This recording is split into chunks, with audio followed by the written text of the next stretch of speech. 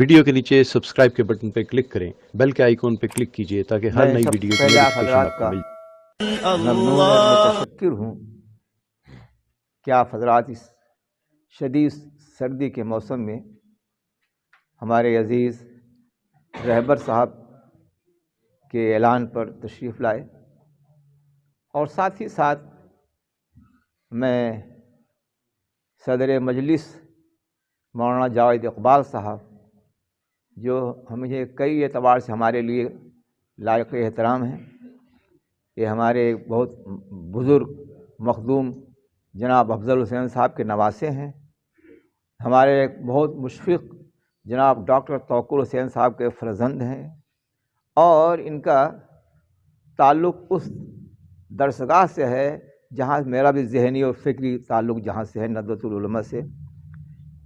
हमारे अज़ीज़ भाई जनाब हाफिज़ अकरम साहब कासमी, ये इस नाचीज़ की मोहब्बत में तशरीफ़ लाए, वरना ये बहुत मसरूफ़ आदमी है, ज़्यादा कुछ कहना मुनासिब नहीं है सामने इनके। मैं सब और आप हज़रात तशरीफ़ लाए, बहुत ममनून हूँ। हमारे अज़ीज़ हाफिज़ अकरम साहब ने अभी नाते रसूल के बारे में जो इजमाली गुफ्तगू की, इशारे फरमाए, वो बड़े कीमती हैं, वो आपके लिए बहुत अजीम तोहफ़ा है। आप जानते हैं कि नाते रसूल रसूल करीम सल्लल्लाहु अलैहि वसल्लम की मिदहत को कहते हैं। ये तो बहुत आसान सी बात है, लेकिन नाते रसूल जो है, मैं अक्सर कहा करता हूँ, नात कहना, नात लिखना आसान भी है, मुश्किल भी है। आसान तो इसलिए है कि नात के लिए कोई सिन्फ मुकर्रर नहीं है। गज़ल के फॉर्म में नात कह सकते हैं, नज़्म के फॉर्म में नात कह सकते हैं, कते के फॉर्म में कह सकते हैं, रुबाइयात के फॉर्म में कह सकते हैं, मुखम्मस और मुसद्दस भी कह सकते हैं, और बाज़ लोगों ने आज़ाद भी कही है, और नस्र में भी नात कह सकते हैं। लेकिन मुश्किल इसलिए है कि इसमें उसकी जो हुदूद है उनको मलहूज़ रखना पड़ता है। खालिक और मखलूक में क्या फ़र्क है, इसको मलहूज़ रखना पड़ेगा। किसी मखलूक शख्सियत, खा कितनी बड़ी अजीम शख्सियत हो, उसको खालिक के दर्जे में न जाने दीजिए। अगर अब्द और माबूद का फ़र्क नहीं करेंगे आप, तो नात नहीं होगी, कोई और चीज़ हो जाएगी वो। और इसके साथ साथ ये है, नात के लिए बहुत ज़रूरी है कि 3 चीज़ें हों। अगर वो 3 चीज़ों में से कोई चीज़ नहीं है तो नात नहीं हो पाएगी। नंबर 1, मकाम रसूल को जानना।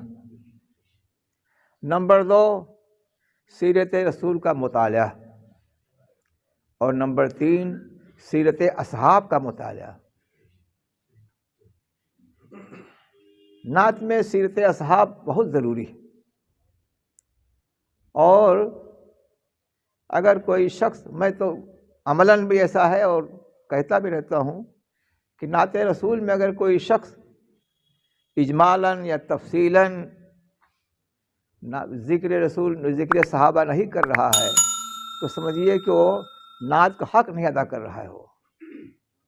क्योंकि जिसकी आप मदह कर रहे हैं, जिसकी आप नात पढ़ रहे हैं, उसमें ये भी बताना है आपको ना कि उसने कैसे कैसे लोगों को तैयार किया, कैसे कैसे लोग उसके अंडर में थे, और फिर उनकी क्या शख्सियतें रही हैं।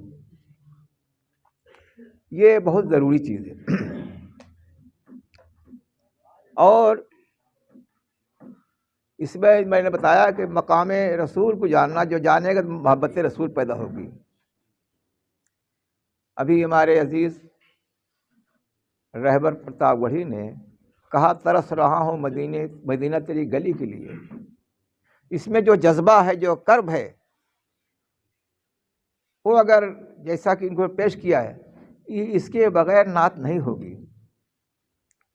एक शायर गुज़रे हैं नात के, लखनवी हमीद सिद्दीकी, ان کا خطاب تھا زائر حرم. زائر حرم اس لیے تھا کہ وہ بمبئی کی ایک محفل میں انہوں نے نعت پڑھی اور شعر پڑھا کہ تڑپ رہا ہے. اسی شعر سے قریب جو میرے رہبر صاحب نے پڑھا تھا کہ تڑپ رہا ہے غم ہجر سے غریب حمید، کوئی مدینے کے دارالشفا میں پہنچا دے. ایک صاحب، ایک رئیس کھڑے ہوئے مجمع میں، کہا کہ آپ شاعری کر رہے ہیں کہ واقعی جانا چاہتے ہیں؟ کہا جانا چاہتا ہوں. رونے لگے. کہا چلو. اس زمانے میں اتنا پاسپورٹ والا کا زیادہ معاملہ تھا نہیں، اور فوراً تیاری کی، بمبئی سے اپنا ادھر کاغذات درست کرائے، لے کے چلے گئے حج کے لیے. اس کے بعد 11 حج کیا انہوں نے. تو اسی لیے ان کا خطاب ہو گیا ہے زائر حرم. تو یہ کیفیت اگر آپ کے اندر نعت میں نہیں ہے تو نعت نہیں ہوگی.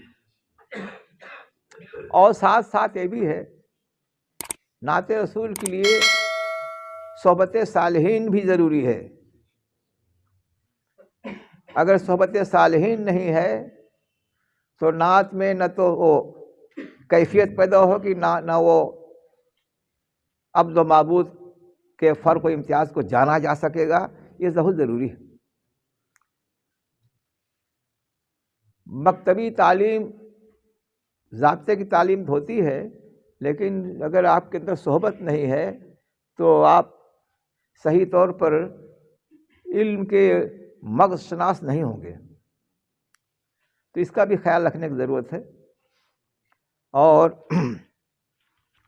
اس کے ساتھ ساتھ اس بات کی بھی ضرورت ہے کہ آپ جہاں رہیں اور جس مجلس میں رہیں، اور ہمارے استاد محترم تھے جو آپ ہی کے ضلع کے تھے، مولانا ابوالوفا شاہ جہاں پوری، نعت رسول میں میں نے ان کا اتباع کیا ہے. انہوں نے اپنی نعتوں میں اتنا احترام کیا ہے رسول کریم صلی اللہ علیہ وسلم کا، کہیں ذاتی نام محمد نہیں استعمال کیا. انہوں نے آپ استعمال کیا اور مصطفیٰ استعمال کیا، سب کچھ کیا، لیکن محمد نہیں استعمال کیا. یہ بھی ہے. اب ایک بات اور آپ جان لیجئے، وہ بہت ضروری ہے، اس کو پھیلائیے. بعض لوگ بہت پریشان ہیں بیچارے. موبائل ذرا سائلنٹ کر لیجئے آپ لوگ. ہاں، یہ بہت ضروری بات بتانے جا رہا ہوں میں آپ کو کہ یہ نعت لکھنا، نعت کہنا، یہ سنت اصحاب ہے. اور اس سے آگے بڑھی تو اللہ تعالیٰ نے بھی نعت کہی ہے. لیکن نعت سننا جو ہے سنت رسول ہے. آپ جو بیٹھے ہیں سامعین یہاں، سب سنت رسول ادا کر رہے ہیں. رسول کریم صلی اللہ علیہ وسلم نے حضرت حسان کو جو بیٹھا کر نعت سنی، کیا ہے؟ ایک عظیم شخصیت، سب سے بڑی شخصیت دنیا کی، اپنے رفیق سے ممبر پر بیٹھا کر اس کو سن رہی ہے، صفحے سامعین میں بیٹھ سن رہی ہے. یہ بہت عظمت کی بات ہے. جہاں کسی مجلس میں جائیں آپ، وہاں نعت کی محفل ہو رہی ہو، اسی عظمت و تقدس کو ملحوظ رکھتے ہوئے سنیں اس کو. اور اگر موبائل وغیرہ ہے، ظاہر ہے سب ہوتا ہی، تو جس طرح سے نمازوں میں آپ موبائل بند کر دیتے ہیں، محفل نعت میں بھی کوشش کیجئے کہ بند ہی رہے، سائلنٹ رہے. میں یہاں پہنچنے سے پہلے یہاں میں نے اس کو بند کر دیا، میں نے اور ڈھانپ دیا کہ نظر بھی نہ آئے مجھے وہ. اس کا خیال رکھیے آپ کو. اب زیادہ موقع نہیں ہے، انشاءاللہ پھر بات ہوگی آگے. تو میں نے بتایا کہ نعت کہنا آسان ہے. آسان اس لیے ہے کہ شاعری کی کوئی صنف اس کے لیے ضروری نہیں ہے، اور لیکن مشکل ہے. مشکل اس لیے ہے کہ انسان کو، شاعر کو مقام رسول کو پہچاننا اور اس کو ان کے اصحاب کو جاننا، ان کی سیرت کو جاننا بہت ضروری ہے.